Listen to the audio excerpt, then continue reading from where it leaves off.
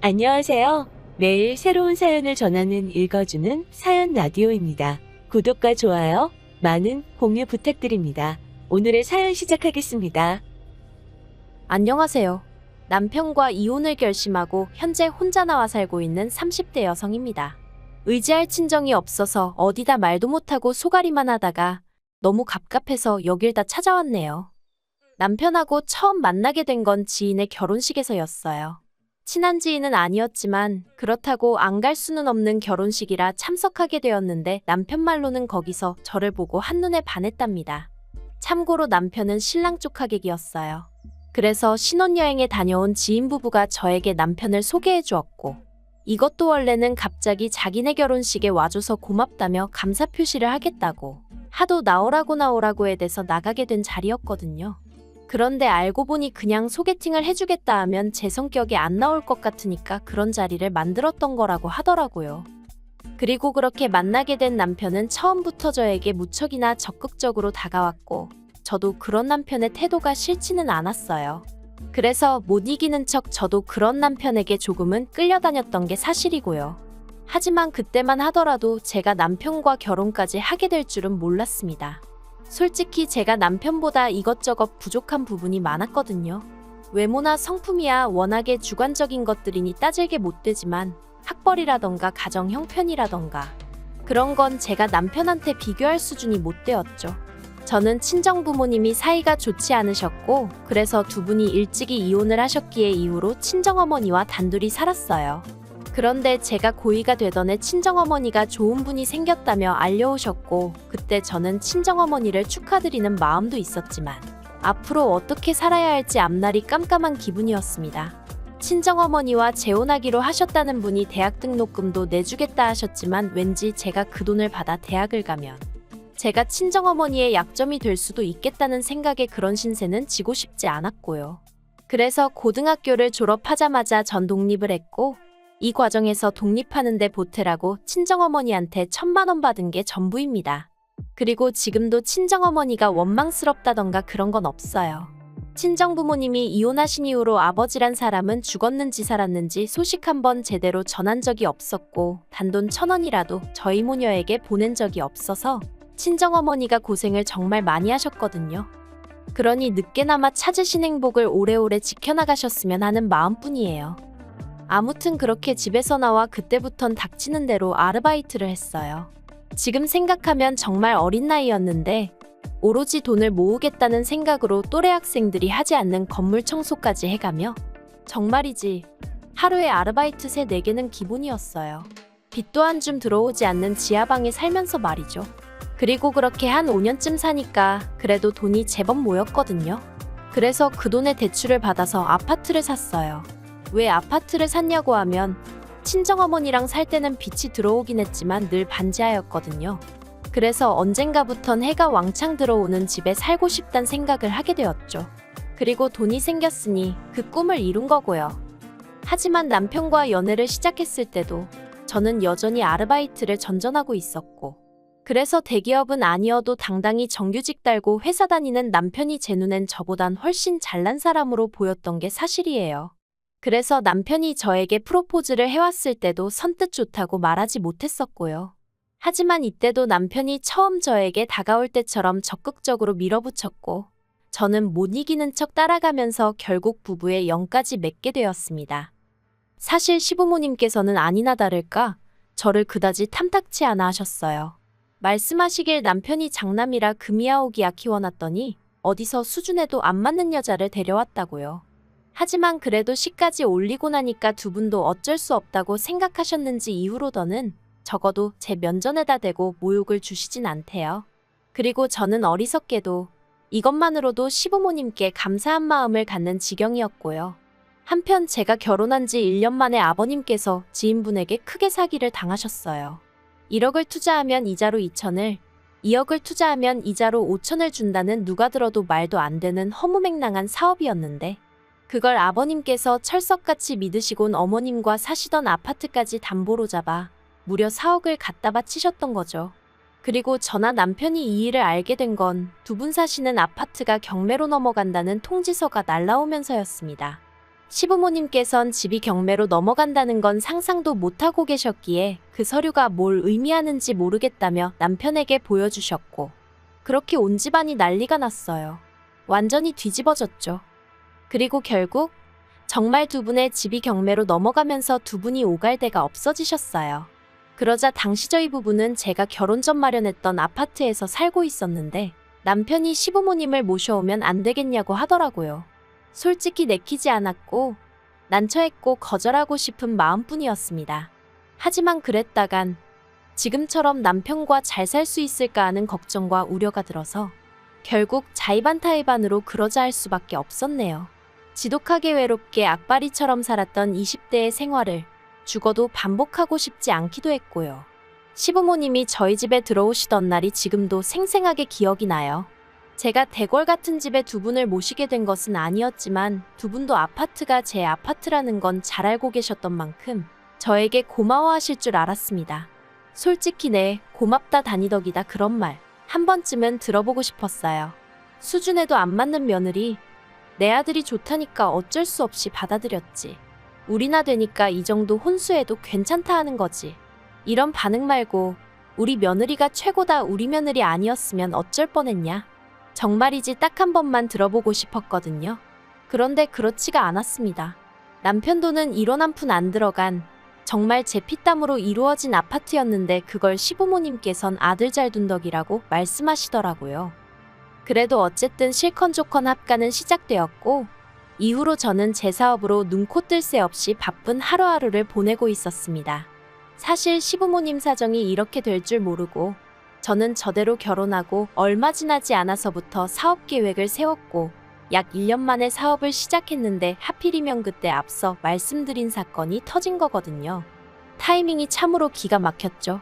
만약 그때 제가 조금이라도 늦게 사업을 시작했었더라면 솔직히 제가 그나마 사업 자금으로 모아뒀던 돈 전부 아버님 어머님 대출 갚아드리는데 뺏겼을지도 모르겠다 싶거든요. 아무튼 어머님께선 시부모를 모시고 사는 며느리가 집에 착실히 붙어있지 못하고 밖으로만 돈다며 영 못마땅한 기색을 감추지 못하셨지만 당시 시부모님은 생활비를 한 푼도 주지 않고 계셨으니 남편이 자기 외벌이로는 내 식구 먹고 살기 빠듯해서 안 된다. 그나마 이 사람이 벌어오니까 지금 이 생활이 가능한 거다 하고 제 편을 들어주어 계속해서 사업을 이어갈 수 있었죠.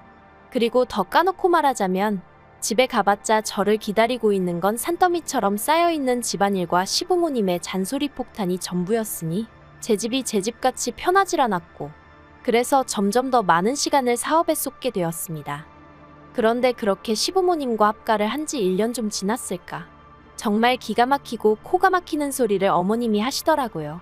남편에게는 아래로 2살 어린 시동생이 있는데 착실하고 진득하니 직장 생활을 하던 남편과 달리 소위 한탕주의라고 하나요?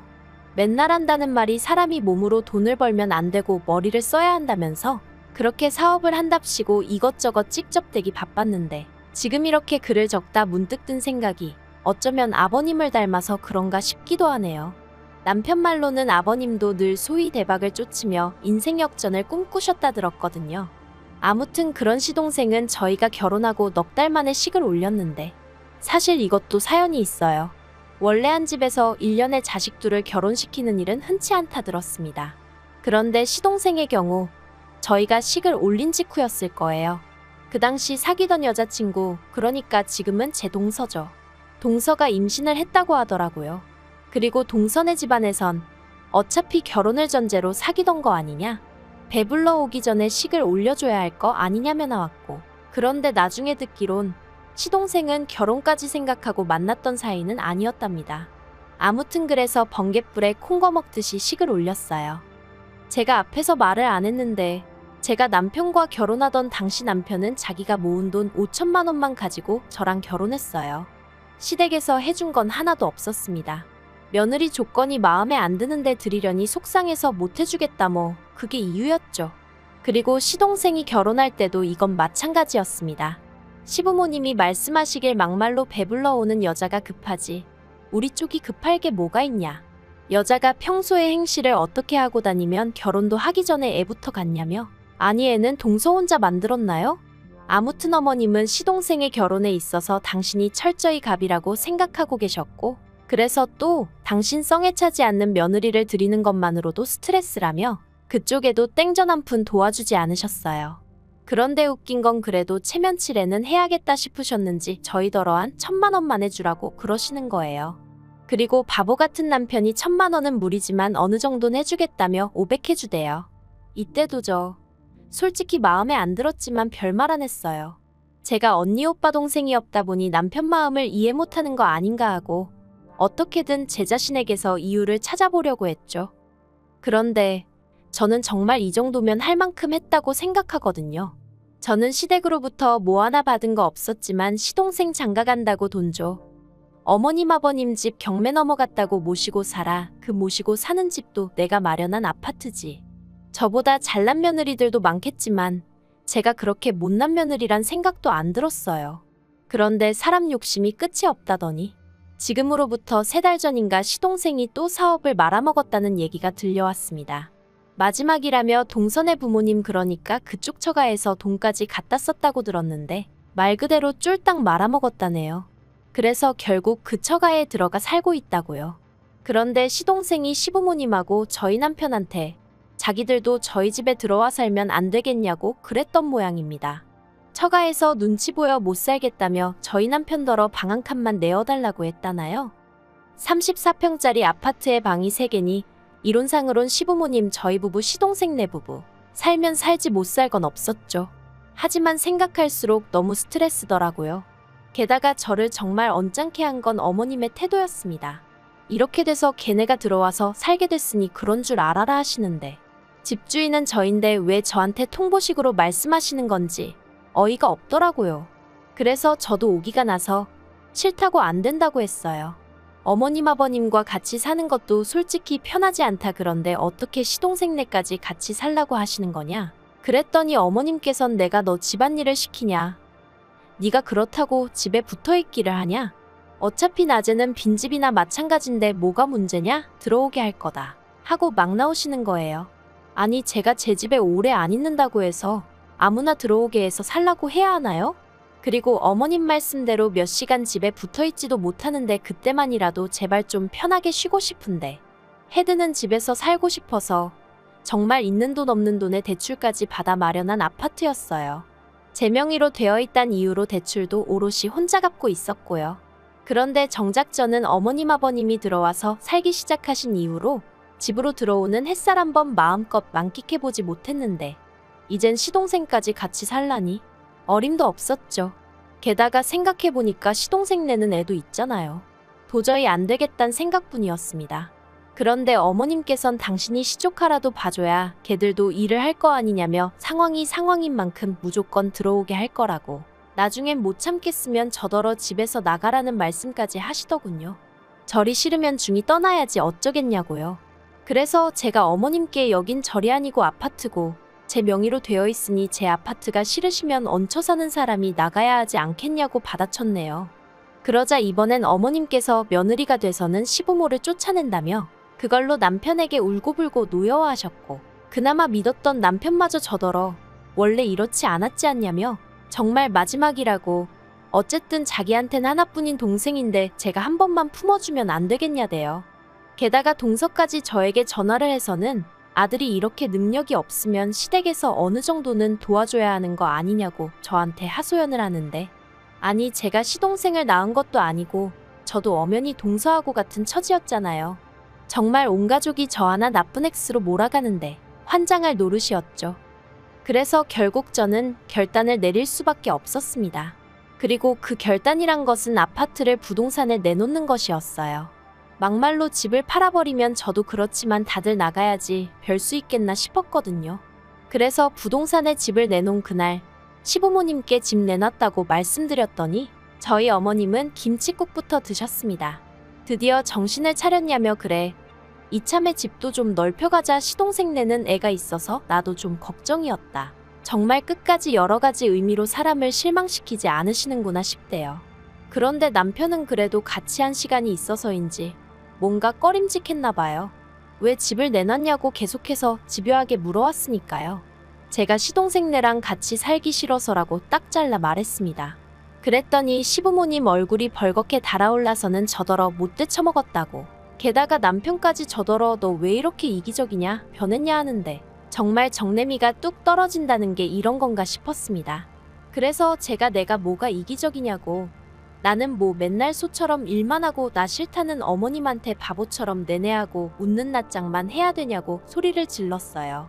사실 그런 식으로 말하려던 건 아닌데 저도 가슴에 응어리가 있었는지 말이 그렇게 나간 거죠.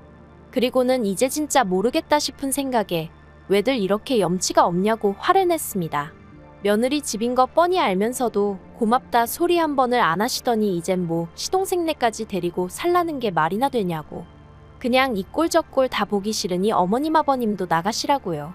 그리고 솔직히 수치스러워서 말도 하기 싫지만 남편이 순간 제 뺨을 딱 때렸습니다. 얼떨떨하고 화끈화끈하고. 그래서 그냥 그대로 차키랑 지갑만 챙겨서 병원으로 밟았네요. 진단서 끊고 경찰에 신고하고. 솔직히 저도 같이 속된 말로 들이받을 수도 있었겠지만 그 와중에 이혼할 때 한 대 맞은 게 저한테 유리하게 적용되지 않을까 하는 생각이 번뜩 들었거든요. 그래서 맞붙지 않고 병원하고 경찰서부터 갔죠. 바로 이튿날이 됐을 때는 저는 비록 원하던 가격은 아니었지만 하루라도 이 지옥에서 빨리 탈출하겠다는 생각으로 집을 팔아버렸어요. 그리고는 집 나간 며느리가 집 안로 기어들어왔다며 비웃는 시부모님 면전에 집 팔았으니 언제까지 비우라고 알렸더니 어머님은 급기야 울대요. 수준도 안 맞는 며느리가 들어와서 자기가 거리에 나앉게 생겼다며 아버님이 똥된장 분간 못하고 사기당한 건 기억을 못하나 싶어서 한마디 해주려다 이러쿵저러쿵 말 길어지는 게 싫어서 예 하고 말았어요. 체면치레하기 좋아하고 뭣도 없으면서 자기들 평판은 어지간히 신경 쓰는 사람들이라 아마 안 나가고 버티고 그런 건 못할 거예요. 그리고 저는 지금 사업장 근처에 오피스텔을 얻어서 나와 있어요. 집에 있는 짐이라곤 남편이 결혼할 때 돈 5천으로 해온 가정가구들이 전부니 그거 다 이고지고 나가라고 하죠 뭐. 그리고 변호사 말이 이혼 소송에도 저한테 유리하다고 결국 마음 급한 건 남편일 테니 저더러 너무 걱정하지 말라더라고요. 20대처럼 외로워질까봐 썩은 동아줄인 거 알면서도 어떻게든 붙들고 있어 보려던 건데 그 동아줄 잡고 불안하게 사느니 저 혼자 마음 편히 사는 게 훨씬 낫겠다는 생각이에요. 빨리 모든 게 정리되어 햇볕 잘 드는 집에서 새 출발하고 싶네요. 긴 이야기 들어주셔서 감사합니다. 오늘의 사연은 여기까지입니다. 구독과 좋아요, 알람 설정해주시면 앞으로 더 좋은 사연으로 찾아오겠습니다. 감사합니다. 안녕하세요. 매일 새로운 사연을 전하는 읽어주는 사연 라디오입니다. 구독과 좋아요, 많은 공유 부탁드립니다. 오늘의 사연 시작하겠습니다. 안녕하세요. 결혼한 지 올해로 3년 차인 30대 여성입니다. 사랑만 있으면 그게 뭐가 됐든 극복할 수 있다는 어리석은 생각으로 남편과 결혼했어요. 그러니 한마디로 제 팔자 제가 꼬았지요. 그런데도 불구하고 여기 와서 이렇게 하소연을 하는 건 이마저도 하지 않으면 제가 정말 제 명에 못 살 것 같아서요. 남편이 폭력적이고 무책임한 모습을 보일 때마다 그래도 내 남편이니까 내가 이해해줘야지, 내가 보듬어줘야지 정말 도 닦는 마음으로 참았거든요. 그런데 이제 더는 안 되겠어요. 36살이란 제 나이가 이미 늦었다고, 모든 걸 단념하고 살기엔 너무 아깝다는 생각도 들고요. 남편하고는 사회생활을 하다 알게 된 사이예요. 당시 저는 의류회사를 다니고 있었고 남편은 거래처 직원이었죠. 처음엔 회사 일로 연락을 주고받았는데 그 횟수가 빈번해지다가 몇 번 만나면서 사적인 얘기도 조금씩 나누게 되고, 그게 계기가 되어서 알게 된 지 2년 만에 정식으로 연애를 시작했네요. 비록 사내 커플은 아니었지만 그래도 뒤에서 이런저런 말 나오는 게 싫어서 사람들한테는 알리지 않고 있다가 본격적으로 결혼 준비를 시작하면서 그동안 남편과 연애 중이었단 소식을 전했어요. 사실 제 연애 소식이 뭐라고 그렇게 쉬쉬했나 하는 사람들도 있었겠지만 거기엔 제 나름대로 이유가 있었습니다. 저희 친정부모님은 제가 중학생 때 이혼을 하셨거든요. 이런 말이 어떻게 들릴지 모르겠지만 솔직히 부모님의 이혼 소식을 들었을 때 별로 그다지 놀라진 않았어요. 워낙에 어려서부터 두 분 사이에 다툼이 잦았기에 평생 같이 사실 것 같진 않았거든요. 아무튼 그래도 뭐 외도를 했다거나 그런 건 아니었기에 비교적 원만하게 헤어지셨답니다. 저는 친정어머니를 따라갔고요. 하지만 원만하게 헤어지셨다고 해도 이혼이 저에게 미친 영향은 꽤나 컸습니다. 일단 저희 부모님은 같이 장사를 하셨다 보니 동네에 같이 아는 분들이 참으로 많으셨어요. 그렇다 보니 사람들끼리 이러쿵저러쿵 걱정이 되니까 그러는 거라곤 했지만 그래도 별의별 소리가 다 나오더라고요. 그래서 그때 저도 결심했죠. 누구를 만나고 헤어지는 건 정말 조심해야 되는 일이라고요. 사람들한테 괜히 말할 필요도 없고. 그래서 남편과 연애를 시작했을 때도 남들이 알게 될까봐 조심조심했던 거예요. 아무튼 그렇게 주변 사람들에게 알리고 양쪽 부모님들을 만나서 인사도 드렸습니다. 그런데 시댁이 가난한 건 알고 있었어요. 연애할 때도 남편이 자기가 어려서부터 얼마나 어렵게 자랐는지, 지금도 어머님 아버님이 돈 때문에 고생을 얼마나 하시는지 그런 이야기를 종종 했었거든요. 그리고 아니나 다를까 정말 손가락 빨고 살 만큼 가난한 건 아니었지만 그래도 반전세에 거주하시면서 노후 준비도 하나도 되어 있지 않았어요. 그런데 이런 조건을 알면서도 왜 결혼을 했냐면 저라고 조건이 얼마나 나은 건 아니었거든요. 시댁에서는 저희 부모님이 이혼 후 따로따로 사시는 걸 제 흠이라고 여기셨고 저 또한 나름대로 그게 제 컴플렉스였으니 저는 이혼한 부모 밑에서 자랐으니까 시부모님의 가난 정도는 이해해야 할 것만 같았어요. 그리고 한편으론 사이가 좋지 않으셨던 친정부모님에 반해 시부모님은 그런 와중에도 사이는 무척 좋으셨거든요. 그래서 그런 부모님 밑에서 자란 남편이라면 배우잣감으로 딱이란 생각도 들었고요. 물론 지금은 너무 후회합니다. 사람 성격이란 게 1, 2년 연애했다고 다 알 수 있는 건 결코 아니었어요. 생각해보면 저희 친정부모님도 그 당시에 흔치 않게 연애 결혼을 하셨는데 그럼에도 불구하고 같이 사는 내내 그렇게 싸우고 결국 성격 차이로 이혼을 하셨잖아요. 그런데 전 무슨 자신감으로 남편 성격이 어떻다 저떻다 판단을 내리고 결혼까지 결심했던 건지. 여담이지만 저희 친정부모님은 이혼 후 각자의 삶을 살고 계세요. 그리고 두 분 다 여전히 저에게 잘해주시죠. 하지만 아무래도 다 같이 한 집에 사는 건 아니다 보니 언젠가부터 친정어머니나 아버지께 저에 관한 이야기들을 시시콜콜 말하기가 어려웠어요. 그래서 결혼 전에도 이렇다 저렇다 상의 같은 걸 하기가 힘들었고요. 아무튼 그래서 제 나름대로 제 조건도 완벽치 않으니 가난한 시댁 정도는 제가 안고 가야 할 문제라고 생각을 하고 그렇게 결혼을 결심하게 되었네요. 그런데 제가 정말 생각이 짧았습니다. 가난한 시댁도 문제였고 남편은 결혼 후 제가 전혀 예상하지 못한 모습을 보여주기 시작했거든요. 그건 바로 술이었어요. 연애하는 동안에도 둘이 가끔 술을 마신 적은 있어요. 하지만 대부분은 저녁 식사를 하면서 가볍게 맥주 한두 캔을 마시는 정도였고 술이 약했던 저에 반해 남편은 그렇지 않다 보니 저는 남편에게 주사가 있다고는 꿈에도 상상하지 못했습니다. 언젠가 한번 고등학교 친구들을 만난다고 나갔다가 필름이 끊겨서 들어온 적이 있긴 했었는데 그냥 어느 다른 남자들처럼 어쩌다 정말 진탕 마시고 그렇게 되었나 보다고만 생각했었고요. 그런데 결혼하고 나니까 술만 먹고 나면 저에게 시비를 겁니다. 현관에 들어설 때부터 소리를 지르면서 들어오고 밤새도록 저한테 야 해대는데 그게 너무 듣기 싫고 공포스럽기까지 했어요. 대답을 해주면 얘기가 어디로 튈지 모르니까 눈 딱 감고 자는 척도 해봤는데 그러면 또 대답을 안 한다고 자기를 무시하는 거냐며 별의별 욕을 다 해댔죠. 그리고는 집안에 작은 기물들을 던지기도 했고요.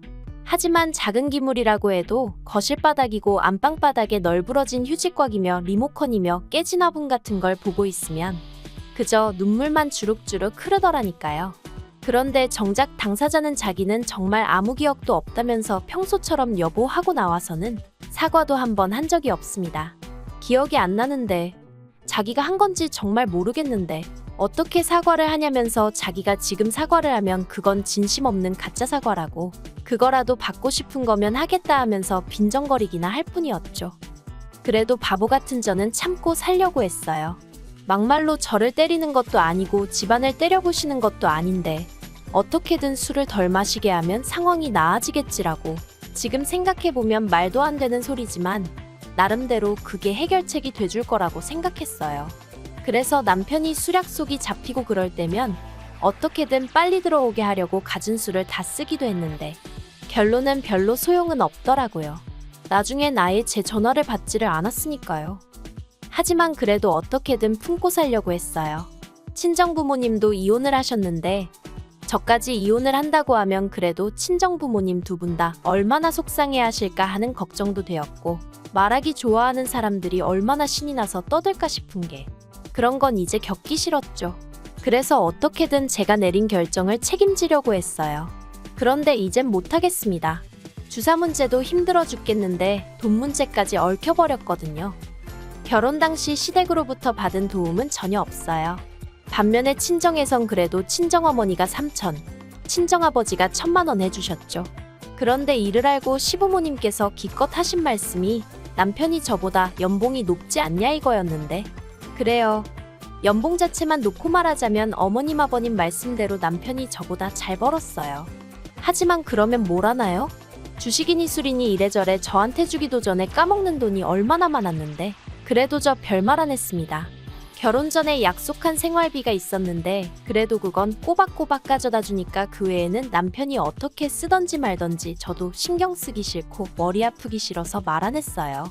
그리고 말이 나왔으니 말이지만 해주신 거 없다고 부모가 아닌 건 아닌데, 그래도 가까이 산다는 이유로, 그리고 이제 자식이 결혼까지 했으니 당신들도 남들처럼 효도 좀 받아봐야겠다는 말씀을 하시며 시도 때도 없이 저희를 불러대셨거든요.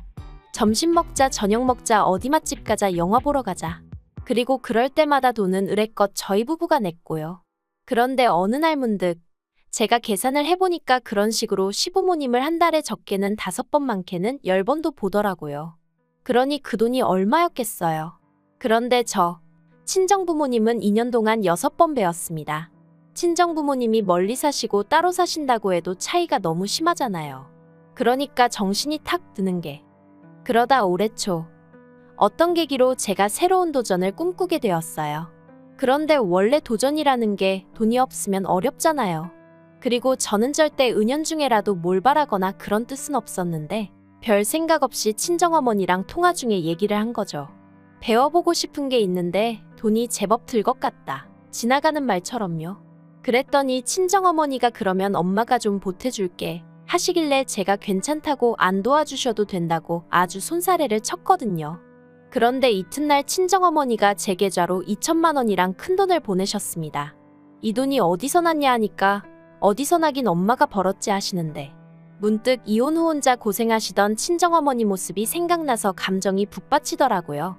그래서 이 돈은 절대 못 받는다, 못 쓴다 했는데 괜찮다고 그냥 받으라며 꼭 뭘 배우는데 쓰지 않더라도 비상금으로 가지고 있으라셨어요.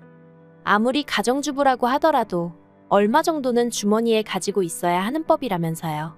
그래서 제가 이거 안 줘도 나 돈 있어 하는데도 원래 엄마 마음이란 게 그렇지가 않다면서, 그래서 더는 거절 안 하고 제가 갖고 있기로 한 거죠. 그런데 그런 일이 있고 얼마 지나지 않아 남편이 회사에서 사고를 치고 왔습니다. 남편이 회사 동료들하고 술 딱 한 잔만 하고 온다길래 그러라 한 게 화근이었죠. 새벽 2시 3시가 돼도 집에 안 오더니 경찰에서 연락이 왔어요. 사실 필름이 끊기는 일은 있었어도 저를 괴롭히긴 했어도 어떻게든 기어서라도 집에는 들어오던 인간이었거든요. 그런데 경찰에서 연락이 왔으니 얼마나 제가 놀랐겠어요. 그래서 불이 나게 경찰서로 쫓아갔더니 세상에 남편이 자기 동료를 팼더라고요. 이게 다 무슨 일이냐, 어떻게 된 거냐 하니까 얻어맞았다는 동료가 하는 말이 술버릇이 진짜 개같다면서 실적 문제 가지고 얘기가 나오니까 자기더러 부장이랑 잤냐 어쨌냐에 대더니 대뜸 자기 가방을 패대기를 쳐가지고 그 안에 있는 노트북이랑 뭐 이것저것 다 망가졌다는 거예요. 그러면서 이거 그냥 안 넘어갈 거라는데, 일단은 제가 할 수 있는 게 뭐가 있었겠어요. 계속해서 죄송하다 죄송하다 머리만 조아렸죠. 그리고 어떻게 해서 집에 데리고 오기는 했는데 이건 진짜 왼수도 이런 왼수가 없다 싶은 게 속 터져 죽겠더라고요. 하지만 여기까지 했으면 됐다. 나머지는 남편이 알아서 하게 내버려둘 심산이었습니다. 자기도 술 처먹고 사고를 치면 어떤 후폭풍이 오는지 알아야 할 거 아닌가 싶어서요. 그런데 바로 다음 날 회사에 출근은 했는데 이제 회사에서도 난리가 났나 봐요. 그 맞았다는 동료가 저희 남편이 부장이랑 잤냐 어쨌냐 그랬다는 소리까지 다 얘기를 해서는 그 부장도 명예훼손으로 고소하겠다고 뒤집어지고, 그러자 회사에선 남편더러 합의해라. 합의하면 회사에서 내보내진 않겠다 그렇게 나오더랍니다. 남편이 그 이야기를 저한테 하면서 아주 징징거리고 쥐어짜대는데 솔직히 제 기분이요? 뭐 어쩌라고였어요. 내가 너 그렇게 술 처먹고 다닐 때 알아봤다 이거였죠. 그런데 남편이 합의해야 할 거 아니냐면서 저더러 돈 좀 달랍니다. 어이가 없어서. 그런데 저라고 여기까지 생각 못한 건 아니었거든요. 물론 회사 사람을 상대로 이런 일이 있을 줄은 몰랐지만 아무튼 그래서 제가 돈이 어딨냐, 당신 그간 나 생활비라고 얼마 떼주고 나머지론 다 뭐했냐, 당신이 알아서 해라 했습니다. 그랬더니 대번에 하는 말이 장모님이 돈 주신 거 있지 않냐는 거예요. 그건 어떻게 알았냐니까 그냥 어쩌다 제 통장 내역을 봤다면서 얼버무리는데 어이가 없어서. 그래서 그건 나 필요한데 쓰시라고 주신 거지, 당신 사고 친 거 수습하라고 주신 돈 아니라고, 그러니 꿈도 꾸지 말라고 했어요. 그리고는 제가 시부모님께 바로 전화를 걸어 지금 남편이 술 먹고 사고를 쳐서 한 1,000만 원 정도 필요하다고 하는데 어떻게 좀 도와주실 수 있냐 물었습니다. 그랬더니 수화기 너머로 깊은 한숨이 전해져 오더니 알겠다고 하시더라고요.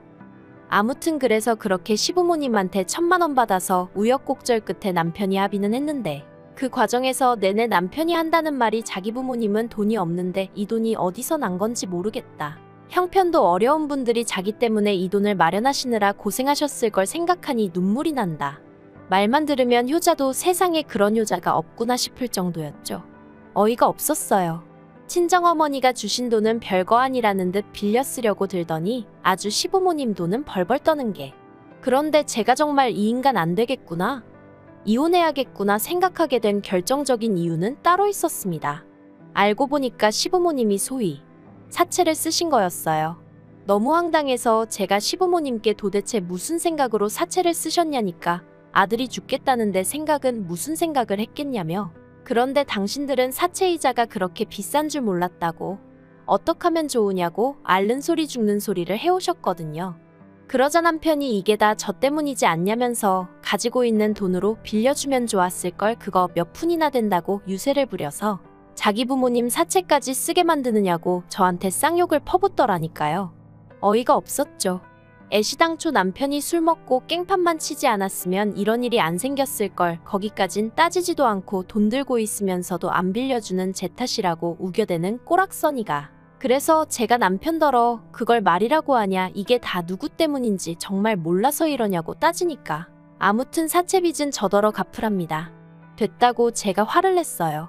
말도 말 같은 소리를 해야지 상대를 해줄 거 아니냐고. 그랬더니 남편이 그러면 저희 친정부모님께 전화를 할 거래요. 딸만 자식이고 사위는 자식도 아니냐고, 사위인 자기한테도 돈 좀 해달라고 할 거라나요? 제가 그러기만 해보라고 가만 안 둘 거라고 했습니다. 하지만 남편이란 작자가 아주 눈이 돌아가기라도 했던 건지 기어이 제 친정에 전화를 했더라고요. 다행히 친정어머니께선 어느 정도 돌아가는 상황을 알고 계셨기에 또 술 먹고 이런 소리를 하는 거냐 화를 내시곤 그대로 다시 저희 시부모님한테 전화드리고, 난리도 그런 난리가 없었네요. 그래도 다행히 저희 시부모님도 이번 일을 통해서 남편의 주사가 생각보다 심한 문제라는 걸 인지하셨기에 저와 친정부모님께 유감의 뜻을 전해오긴 하셨습니다만 결국 그 염치라는 것도 핏줄의 흐르기라도 아는 건지 어찌됐건 일단 급한 불은 꺼야 하지 않겠냐며 어머님께서 저희 친정어머니더러 돈 좀 빌려달라고 하셨다는 겁니다. 갚는 것도 되는 대로 조금씩 돌아가시기 전엔 다 갚을 거라고 하시면서요. 저희 친정어머니 말씀이 정말 기도 안 차시더래요. 사돈만 아니었으면 정말 뭐라고 한마디 하고 싶으셨답니다. 아무튼 이런 난리통을 단 며칠 만에 겪었으니 제가 남편한테 정이 얼마나 떨어졌겠어요. 그래서 남편한테 이 꼴쩍 꼴다 보기 싫고 친정어머니께도 죄송하고, 이번에 그냥 어떻게 넘어간다고 해도 또 이런 일이 없으란 법이 있냐? 안 될 것 같다 헤어지자 했습니다.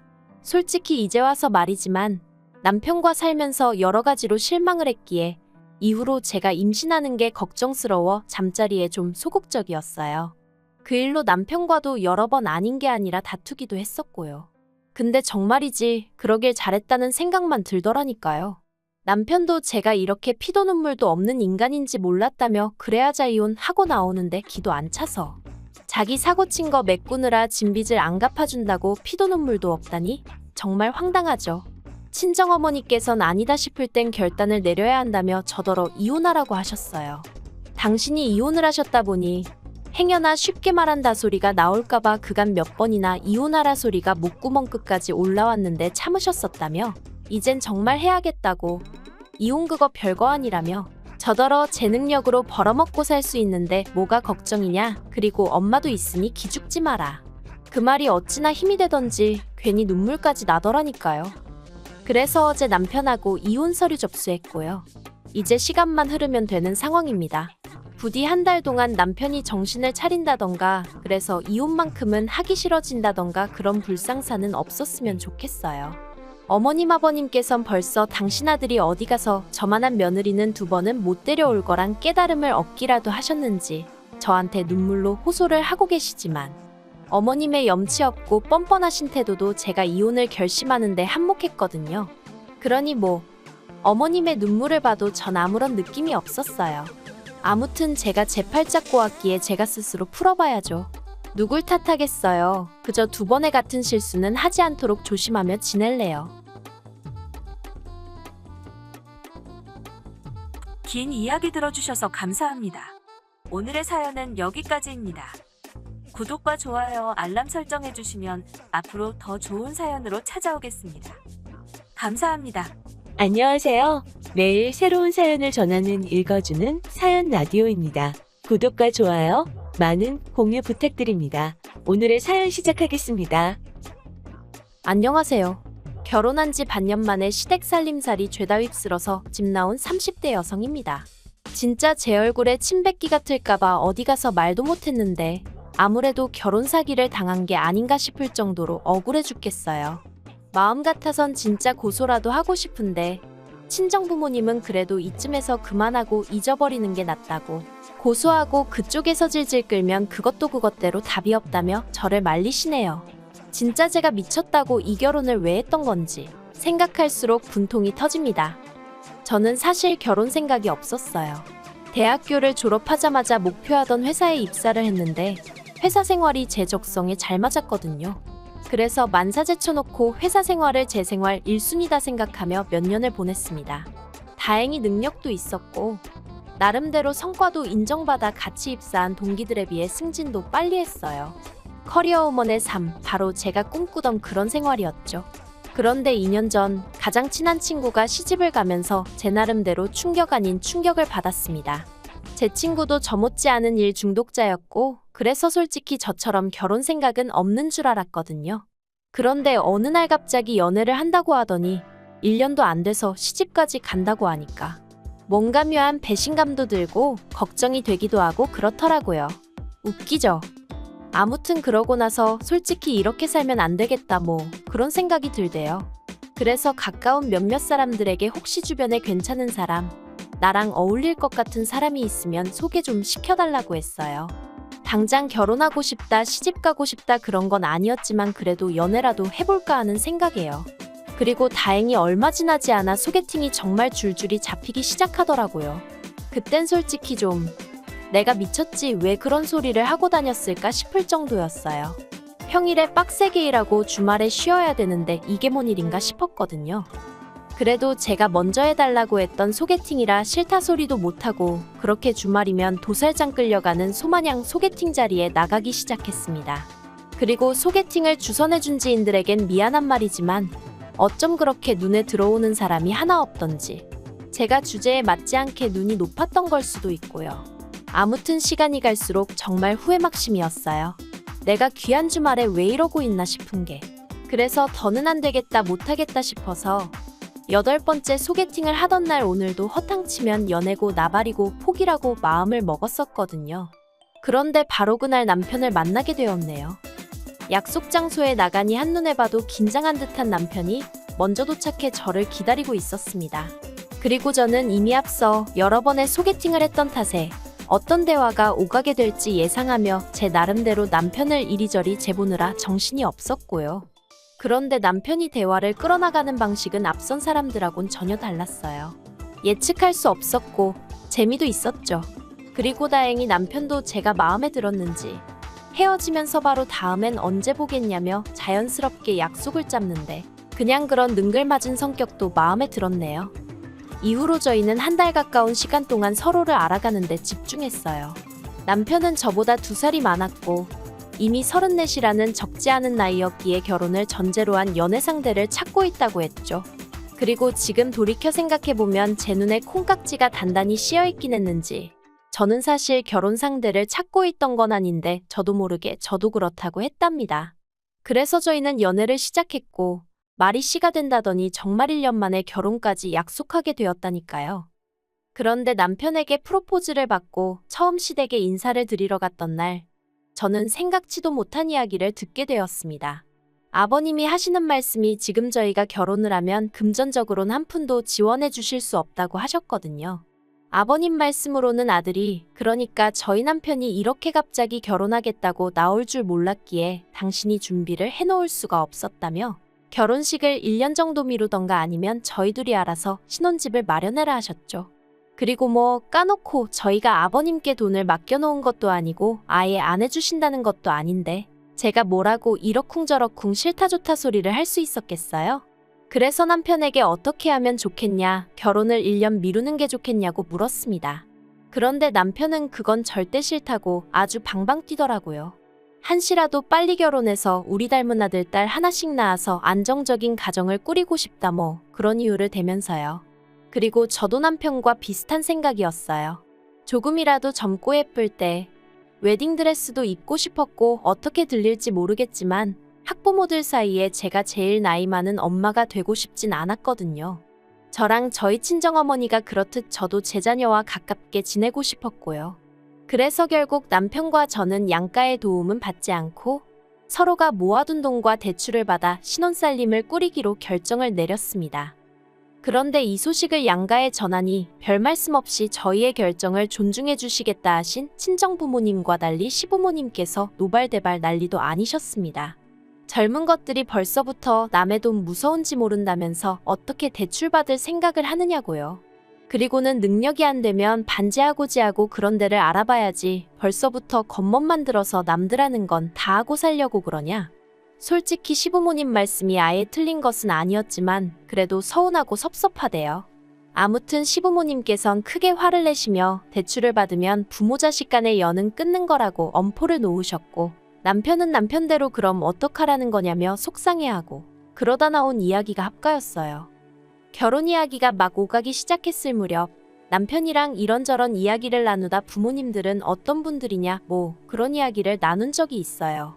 그리고 그때 남편이 말하길 자기는 시부모님 특히나 아버님과 사이가 좋은 편이 아니라고 했습니다. 어려서부터 아버님이 워낙 엄하게 남편을 대하셔서 아버님이 늘 무서웠다고요. 그리고 아버님은 걸핏하면 성적을 이유로 남편을 때리고 때때론 집에서 내쫓기까지 하셨답니다.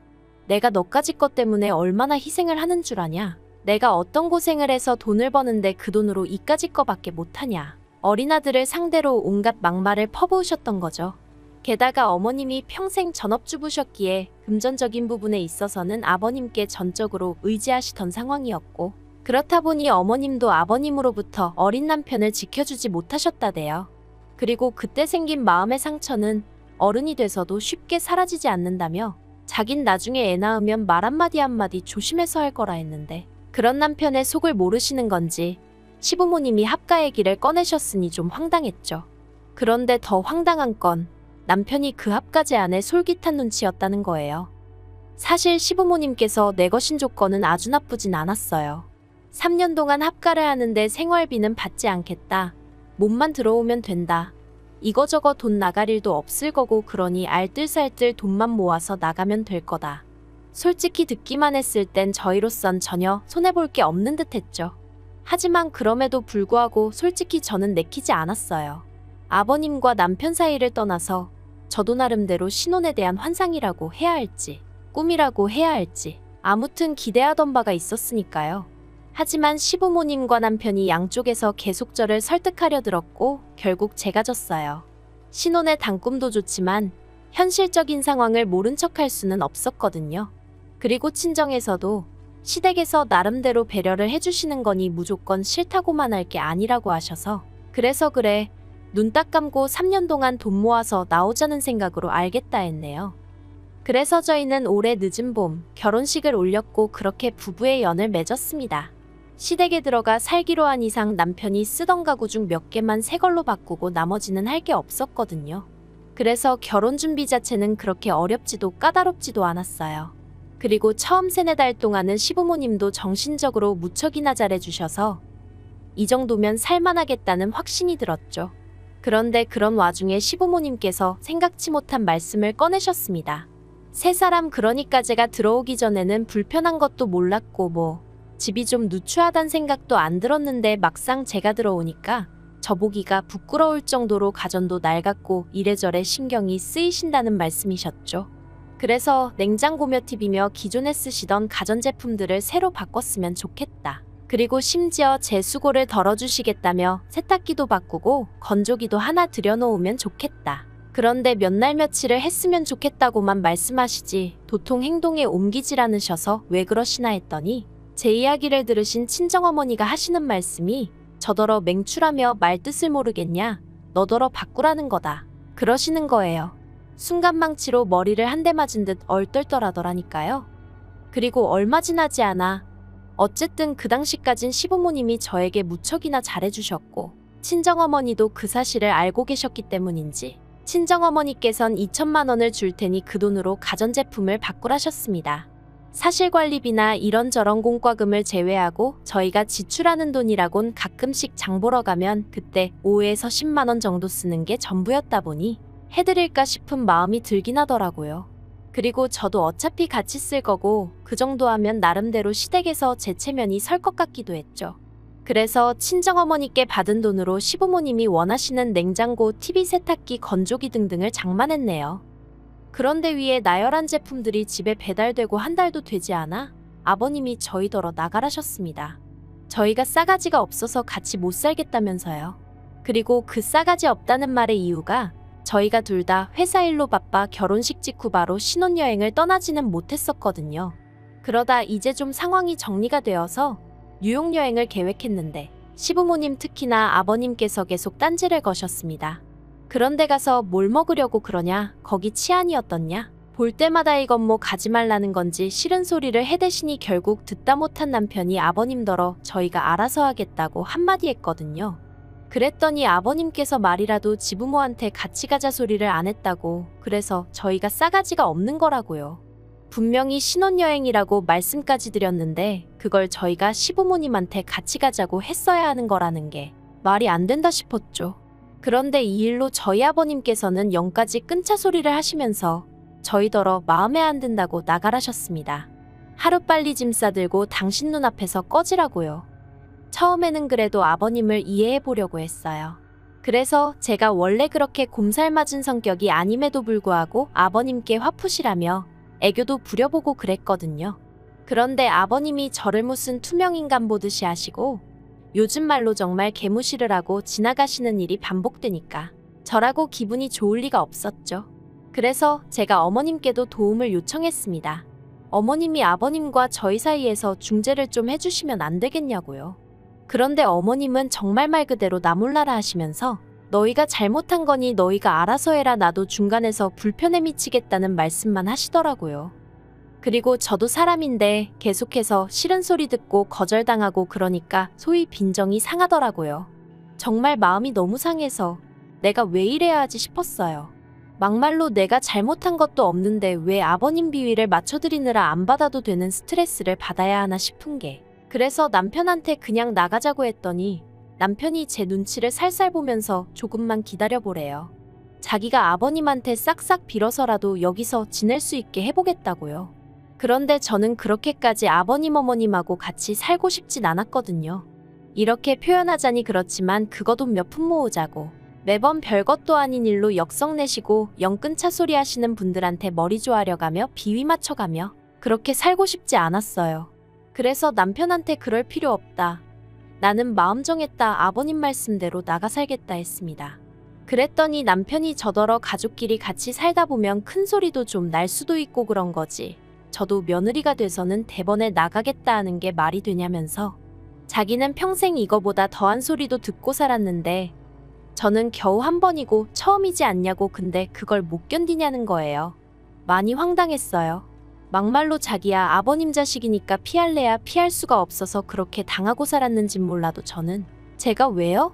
제가 왜 그런 수모를 겪으며 살아야 하냐는 거죠.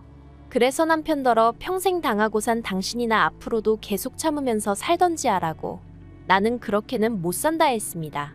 그리고 당신이 못 나가겠다면 나라도 나가겠다니까 그게 말이 되냐면서 어떻게 부부가 떨어져 지내냐는데 어이없는 남편이 반응에 대화를 할수록 첩첩산중이라는 게 이런 거구나 싶더라니까요. 그래서 결국 저는 지난 추석 연휴에 시댁에서 나와 친정으로 향했어요. 이 일로 당연히 시댁은 또 한바탕 난리가 났고요. 어떻게 가시집 온 며느리가 명절에 가출을 하냐는 거였죠. 그래서 저도 어차피 제가 거기 있어봤자 아버님은 저를 못 본 척 투명인간 취급하시지 않냐. 그런데 제가 왜 거기 있어야 하냐고 받아쳤습니다. 인사는 받기 싫으시면서 저랑 말 한마디도 섞기 싫으시다면서 제가 부친 전은 드시고 싶으셨냐고요. 그랬더니 여차하면 봐줄까 했는데 도저히 안 되겠다며 가만 안 두겠단 말씀을 하시대요. 어이가 없어서 막말로 제가 아버님 자식도 아니고 가만 안 두면 뭐 어쩌시겠단 건지. 그래서 저도 더는 안 되겠다 싶어서 엊그제 친정아버지랑 같이 이삿짐차 불러서 시댁에 갔어요.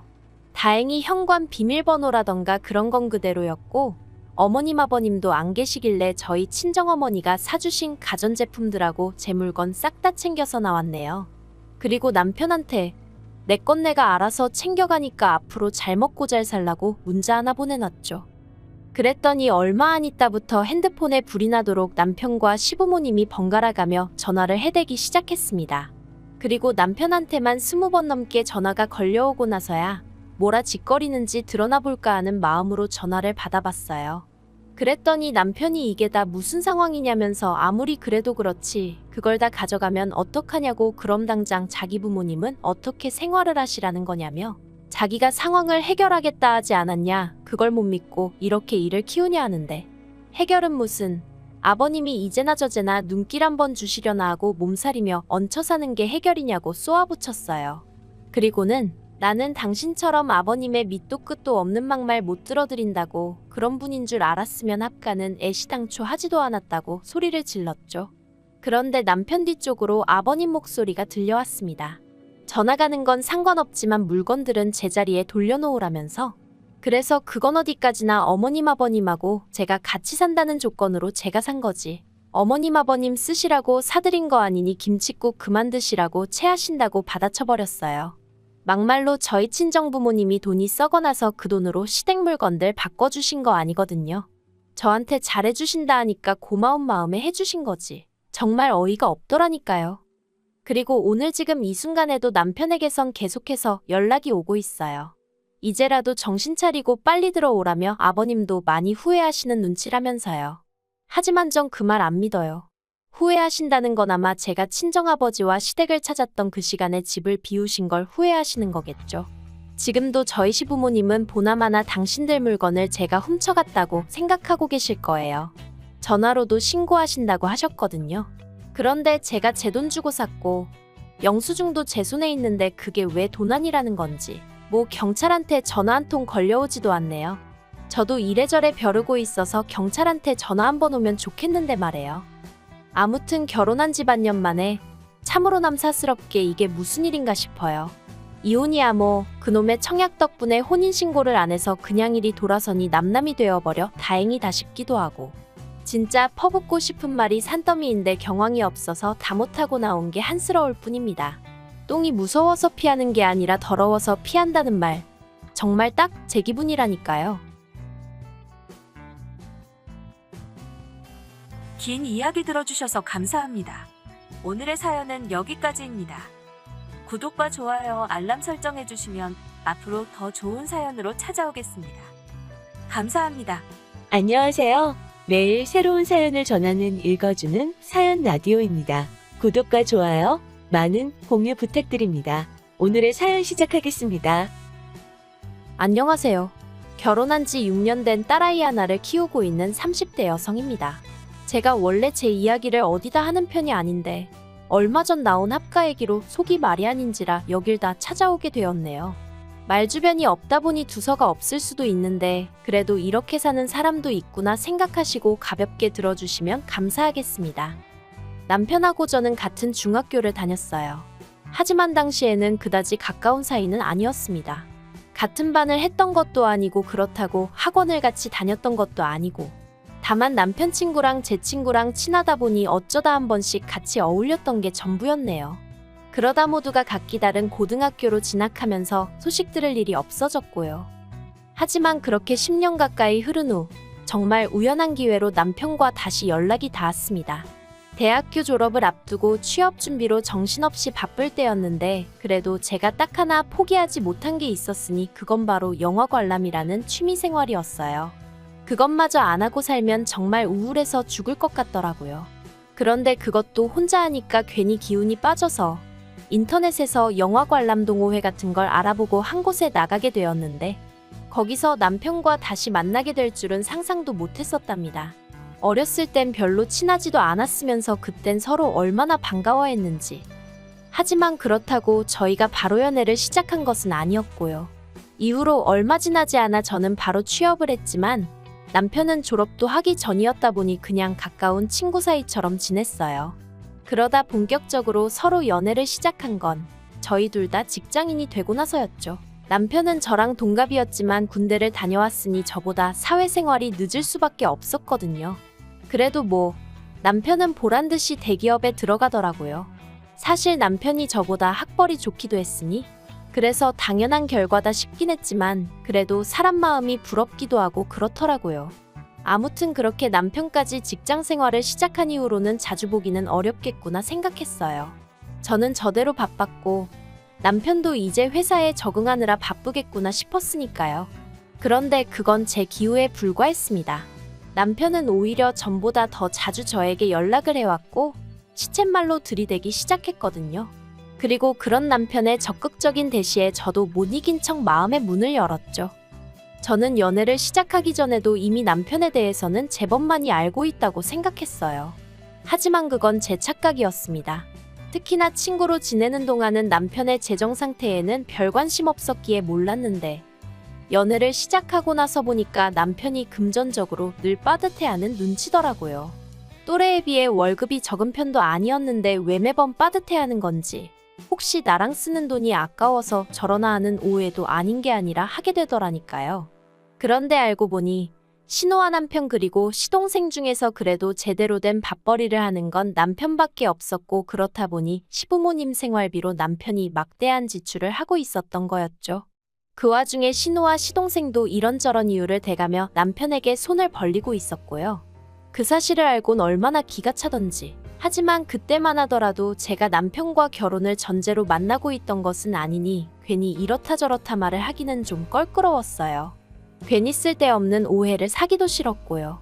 그런데 만나는 기간이 2년이 넘어가니까 누가 먼저랄 것 없이 조금씩 결혼 이야기가 오가기 시작했고 그렇다 보니 서로 얼마나 모았는지 그런 것도 오픈을 하게 되었는데 솔직히 어느 정도 각오는 하고 있었거든요. 그런데도 정말 깜짝 놀랐습니다.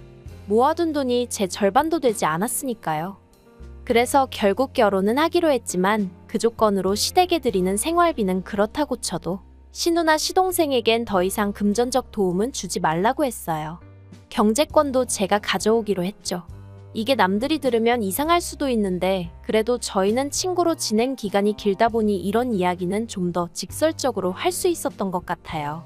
아무튼 남편도 이래저래 생각이 많아진 눈치였지만 결국 제 뜻에 따라주기로 했고 그렇게 저희는 결혼을 약속했습니다. 하지만 당연히 시부모님은 이런 변화를 달가워하지 않으셨죠.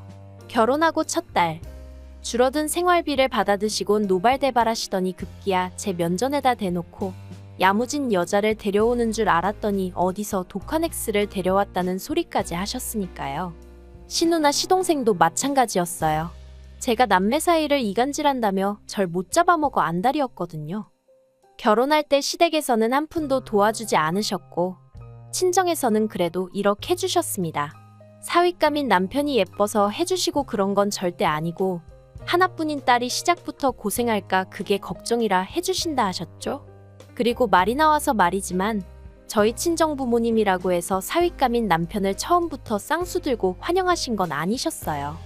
제가 친정어머니랑 워낙 가깝게 지내다 보니 이런저런 이야기를 미주알고주알 전하곤 했는데, 그렇다 보니 친정어머니는 사돈될 집안 형편이 좋지 않다는 것도 진작에 알고 계셨고, 그런 집으로 시집을 가면 마음고생할 건 불보듯 뻔한 일이라며 적당히 연애만 하다 헤어졌으면 좋겠단 말씀도 몇 번이나 하셨었으니까요. 하지만 사람 마음이 마음대로 돼야 말이죠. 저는 친정부모님께 몇 번이나 남편의 배경 말고 앞으로의 가능성을 봐달라고 부탁을 드렸어요. 남편도 틈나는 대로 저희 친정에 찾아와 저희 친정부모님한테 살가운 아들 노릇을 자처했고요. 그러자 결국 자식이기는 부모 없다는 말처럼 친정부모님께서 제 결정을 믿고 지지해 주신 거예요. 한편 결혼하고 2년 만에 지금의 딸을 가졌습니다. 그리고 저는 출산한 달 전까지 예전과 마찬가지로 회사에 나가 일하고 가끔 야근도 하고, 지금 생각하면 시쳇말로 정말 빡세게 지냈어요. 참고로 저희 회사에도 출산휴가니 뭐니 하는 것들이 있긴 했지만 솔직히 그때만 해도 그 제도를 당당히 쓰는 사람은 적어도 저희 팀엔 한 명도 없었거든요. 그래서 저도 악으로깡으로 버틸 수밖에 없었죠. 그런데 더 큰 문제는 육아휴직이 끝나면서 터졌습니다. 원래는 제가 회사에 복귀를 하면 평일에는 친정에 아이를 맡겨놓을 생각이었어요. 주말에만 저희 부부가 아이를 보고요. 그런데 제가 막 회사에 복귀를 하려던 시점에 친정어머니께서 사고를 당하시면서 아이를 봐주실 수 없는 상황이 되었거든요. 그래서 어쩔 수 없이 어머님께 부탁을 드리러 갔어요. 사실 친정은 저희 집에서 왕복 2시간은 걸리는 거리였던 반면에 그래도 시댁은 1시간 안팎이면 오갈 수 있어서 출근 전에 맡겨놓고 퇴근 후에 데려오고도 할 수 있을 것 같았거든요. 그런데 어머님께선 저희 친정어머니 소식까지 들으셨으면서도 정말 단칼에 거절을 하시더라고요. 그리고 그 이유가 당시 어머님께서 취미생활로 노래교실에 다니셨는데 아이를 봐주게 되면 수업은 물론이고 행사 같은데 제대로 참여하기도 어려워진다는 거였죠. 어머님도 어머님 나름대로 자식새 키워놓고 이제 좀 쉬려는데 손녀를 봐달라 하니 답답하셨겠지만 며느리인 제 입장에선 또 그 거절 사유가 노래교실이라는 게 솔직히 어찌나 섭섭하던지요. 게다가 1, 2년을 봐달라는 것도 아니었고 반년 정도만 부탁드리는 거였는데 시터를 알아보지 그랬냐 하실 수도 있는데 시터도 알아봤었죠. 그런데 아이가 낯가림이 너무 심해서, 그리고 아이 안전 문제도 있고 그래서 엄두가 안 났어요. 아무튼 그래서 결국 제가 회사를 관두고 아이를 키우기 시작했어요. 아이가 어느 정도 자라면 다시 복직을 하든 다른 길을 찾아보든 그건 그때 가서 생각해보기로 하고요. 친정어머니가 당신이 저를 주저앉힌 것 같다 하시며 어찌나 속상해 하시던지. 그리고 이후로 시댁 식구들과는 좋을 것도 나쁠 것도 없는 사이로 대면대면하게 살아왔습니다. 신우는 여전히 시집도 안 가고 혼자 지내고 있었고, 시동생은 저희 애가 태어나던 해 7살이나 어린 동서와 결혼을 했지만 사이가 좋지 않았죠. 동서한테 듣기론 시동생이 동서를 꼬셔내느라고 되도 않는 거짓말을 어지간히 했던 모양이더라고요. 하지만 어디까지나 다른 집 사정이니 제가 굳이 알려고 하지도 않았고 솔직히 그렇게 궁금하지도 않았어요. 저는 저대로 제 가족 챙기고 애 키우느라 하루하루 정신없이 살아가고 있었으니까요. 그러다 올해 초 아버님이 돌아가셨습니다. 아버님이 평소에도 코골이가 심하셔서 어머님과 다른 방에서 주무신 지가 10년이 넘으셨다 들었는데, 그렇다 보니 아버님이 돌아가셨다는 걸 아침에서야 어머님이 발견하셨다대요. 그래서 그 일로 가족들이 크게 충격을 받았고 어머님이야 말할 것도 없었죠. 그런데 그 일이 있고 2달쯤 지났을 때인가 신우가 앞으로 어떻게 할지 상의를 해야 할 거 아니냐며 저희 부부와 시동생 내외를 불러 모았습니다. 그리고 그때만 하더라도 저는 앞으로 뭘 어떻게 하자는 건가 싶었어요. 이미 저나 남편은 아버님이 돌아가신 이후로는 시댁에 틈틈이 들려 어머님 안부도 챙기고 말동무도 되어드리고 나름대로 할도리는 하고 있었거든요. 그런데 모두가 모인 자리에서 신우가 대뜸 한다는 소리가 아버님이 그렇게 간밤에 돌아가시고 나니까 어머님을 혼자 계시게 하는 게 너무 걱정이 된다면서 저희가 모셨으면 좋겠다고 하는 거예요. 이건 아닌 밤중에 홍두깨도 아니고 정신이 확 들더군요. 제가 왜 저희냐고 물었어요. 저희는 아시다시피 집도 작고 애도 있어서 어머님 모실 상황이 못 된다고요. 그랬더니 신우가 하는 말이 애가 있으니 더 좋지 않냐입니다. 어머님이 저희 애를 봐주실 수도 있고, 그리고 그 이야기를 듣는 순간 예전 생각이 딱 떠오르면서 기분이 나빠졌어요. 봐달라고 그렇게 부탁드릴 땐 나 몰라라 하셨던 어머님인데 무슨 이제 와서 저희 애를 앞세워 저희랑 사시겠다는 건가 싶은 게 그래서 제가 엄마가 집에 있는데 왜 할머니의 손길이 필요하겠냐고 그런 이유라면 괜찮다고 저도 딱 잘랐죠. 그리고는 신우더러 그러지 말고 형님이 모시는 게 어떻냐 했습니다. 형님은 딸이고 지금 혼자 살고 계시니 어머님 입장에서도 저희랑 사시는 것보단 형님과 사시는 게 훨씬 편하시지 않겠냐고요. 그랬더니 신우가 짜증을 내면서 한다는 말이 자기가 이 나이에 어머님까지 모시고 살면 어떤 남자가 자기를 좋다고 하겠냐대요. 어이가 없었죠. 지금까지 몇 년을 혼자 살아도 좋다는 남자가 없었는데 별 쓸데없는 걱정을 다 한다 싶어서요. 하지만 차마 그런 말을 대놓고 하기는 그래서 그냥 형님도 형님 나름의 사정이 있듯이 저희도 저희 사정이 있다. 자주 들여다보고 살 수는 있어도 모시고 살 수는 없다고만 단호하게 얘기했어요. 그랬더니 이젠 시동생까지 가세를 해서는 우리 세 남매 중 그래도 제일 먹고 살 만한 게 형이랑 형수 아니냐면서 그러니까 어머님을 저희가 모시는 게 당연하다나요. 웃겼죠. 먹고 살 만한 거랑 합가랑 도대체 무슨 상관인가 싶은 게 그리고 어머님을 모시게 되면 말 그대로 남편이야 출근해버리면 그만이지만 저는 정말 전하어머님 중 누구 한 명이 집에서 나가지 않는 한 하루 왼종일 붙어 있어야 하는데 한번 상상을 해봤어요.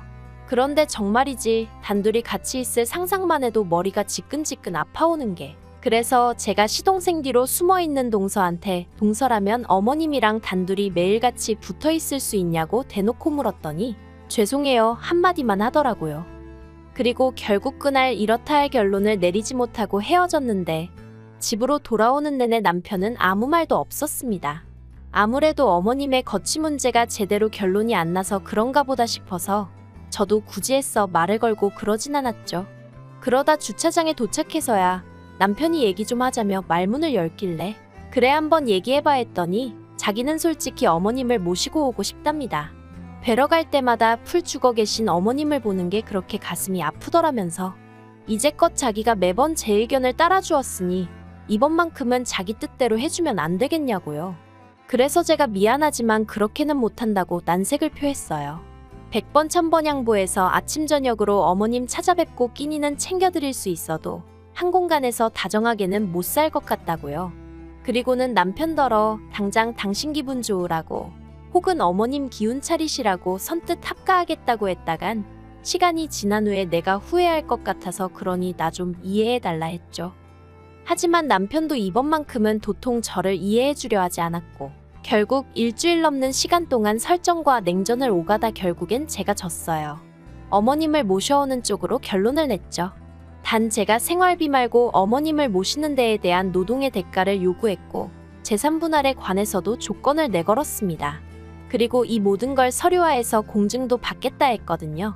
그랬더니 신우고 시동생이고 저더러 돈독이 올랐냐며 미쳤다고 욕을 해대는 거예요. 사실 처음에 어머님의 거취 문제를 가지고 얘기가 나왔을 때 신우가 자기가 시동생네랑 해서 한 달에 100만 원씩 어머님 생활비를 주겠다 했었어요.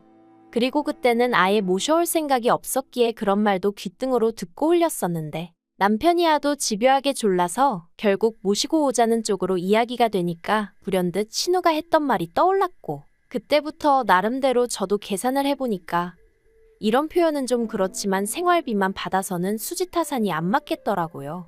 생활비로 100만 원을 받는다고 해도 그거 뭐 어머님 필요하신 거 사드리고 하면 금세 사라질 텐데 하지만 신우나 시동생은 돈 들였으니 자기들 할 도리는 다 했다고 고개 빳빳이 들고 저희 집에 드나들겠죠.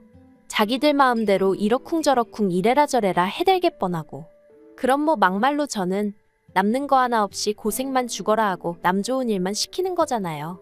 그러니 그럼 돈이라도 더 받아야겠다 그런 생각이 들대요.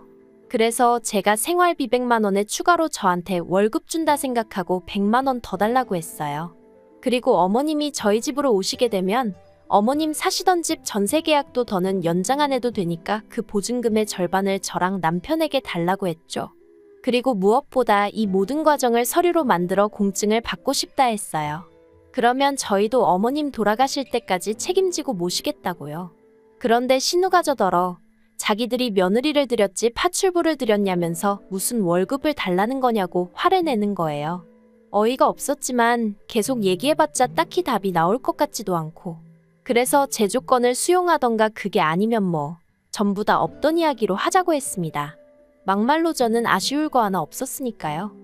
그랬더니 며칠 뒤 신우한테 또 연락이 와서는 그 며칠 동안 자기도 나름대로 만반의 준비를 했다고 생각한 건지 제가 전화를 받기가 무섭게 무슨 따발총 마냥 쏘아대기 시작하더라고요. 그런데 기껏 생각해냈다는 말이 저더러 남편이 벌어다주는 돈으로 먹고 살면서 시어머니 모시는 건 못한다는 게 말이 되냐입니다. 시어머니가 안 계셨으면 제 남편이 어떻게 이 세상에 존재했겠냐면서 저더러 며느리돌이는 해야 할 거 아니냐면서요. 이렇게 말하긴 좀 그렇지만 시집도 못 간 주제에 며느리돌이를 운운하는 신우가 좀 웃기긴 하대요. 아무튼 결과적으로 어머님은 모셔오지 않기로 했어요. 하루가 멀다 하고 신우랑 시동생은 물론이고 어머님까지 남편한테 제 욕을 하셨는데 그게 역효과가 났거든요. 막말로 그래도 저나 남편은 못해도 이틀에 한 번은 시댁에 들려 어머님을 챙겼지만 신우나 시동생은 일주일에 한두 번, 그것도 빈손으로 덜렁덜렁 왔으니 남편이 그걸 알곤 원래 사람이 자기 똥굴인지는 모른다더니 누가 누구를 욕하는 거냐면서 그냥 각자 알아서 하자고 상황을 정리해버렸거든요. 어머님한테도 우리 애는 안 봐줘놓고 이제 와서 어머님 모시고 살라 소리를 어떻게 하시냐면서 그리고 저는 아랫동서 마냥 이번만큼은 남편 뒤에 딱 숨어버렸네요. 솔직히 어머님 연세가 더 드시면 그래서 정말 도움의 손길이 필요해지시면 그때는 뭐 또 그때대로 방법을 찾아야겠죠. 하지만 지금은 아니에요. 그리고 자식이 저희 남편만 있는 것도 아닌데 왜 잘 사는 저희를 들쑤시지 못해서 안달인지 모르겠네요. 아무튼 말로만 효도하는 것들이 제일 문제 아닌가요? 자기들이 하기 싫고 못하겠는 건 남들도 마찬가지라는 거 생각 좀 하고 짓거리면 좋겠습니다. 긴 이야기 들어주셔서 감사합니다. 오늘의 사연은 여기까지입니다. 구독과 좋아요, 알람 설정해주시면 앞으로 더 좋은 사연으로 찾아오겠습니다. 감사합니다.